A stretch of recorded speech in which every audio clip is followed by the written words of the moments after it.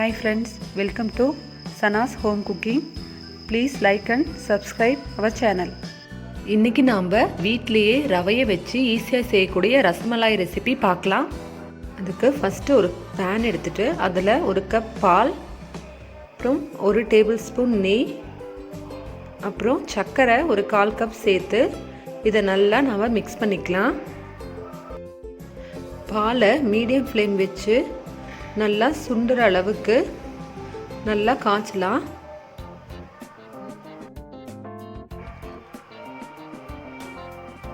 இப்போது இதில் ஒரு 1/4 கப் ரவையை கொஞ்சம் கொஞ்சமாக சேர்த்து நம்ம மிக்ஸ் பண்ணலாம்.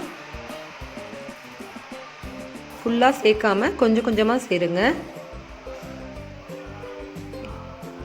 இதை மீடியம் ஃப்ளேமில் வச்சுட்டு நம்ம கிளறிட்டே இருக்கலாம். நம்ம ஹை ஃப்ளேமில் வச்சா சீக்கிரம் கெட்டி ஆகிடும், ஆனால் ரவை வேகாது. அதனால் நம்ம மீடியம் ஃப்ளேமில் வச்சுட்டு நல்லா தொடர்ந்து கைவிடாமல் கிளறிக்கிட்டே இருக்கணும்.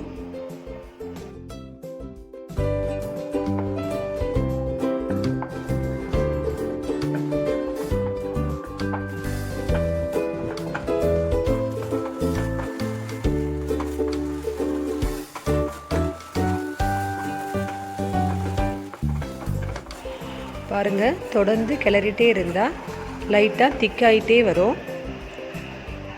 இந்த ஸ்டேஜில் தனியாக பேன்லேருந்து பிரிஞ்சு வரும் ஒட்டாமல். அது வரைக்கும் நம்ம மீடியம் ஃப்ளேமில் வச்சு தொடர்ந்து மிக்ஸ் பண்ணிக்கிட்டே இருக்கணும்.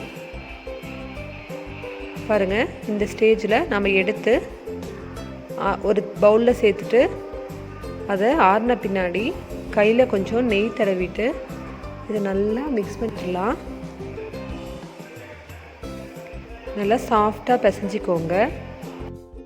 கையில் நெய் தடவிட்டு இதை நமக்கு தேவையான சைஸில் உருண்டைகளாக பிடிச்சி தட்டி தனியாக எடுத்து வச்சுக்கலாம்.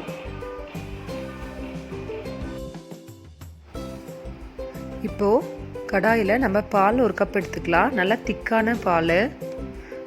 அப்புறம் அது கூடவே தண்ணி ஒரு 1/4 கப் சேர்த்துக்கலாம். சேர்த்துட்டு ரெண்டும் நல்லா கொதித்ததும் இதில் ஒரு 2 டேபிள் ஸ்பூன் சர்க்கரை,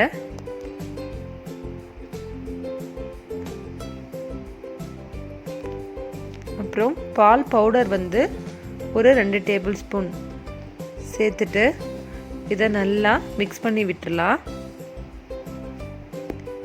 இதையும் மீடியம் ஃப்ளேமில் வச்சு நல்லா கொதிக்க வைங்க.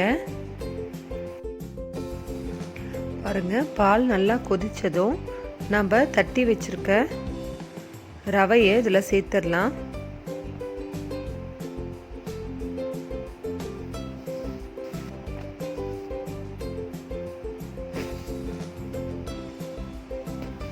ஒன் பை ஒன்னாக சேருங்க.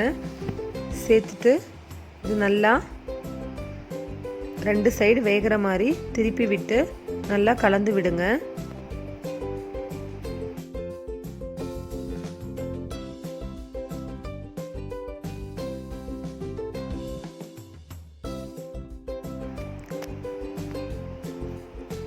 இப்போது இதை நம்ம சிம்மில் வச்சு ஒரு 5 நிமிஷம் மூடி வச்சு குக் பண்ணலாம்.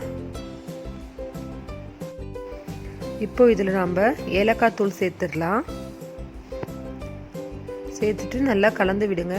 இப்போ பாருங்கள், ரவை இதெல்லாம் நல்லா வெந்துருச்சு, பாலும் நல்லா திக்காயிடுச்சு.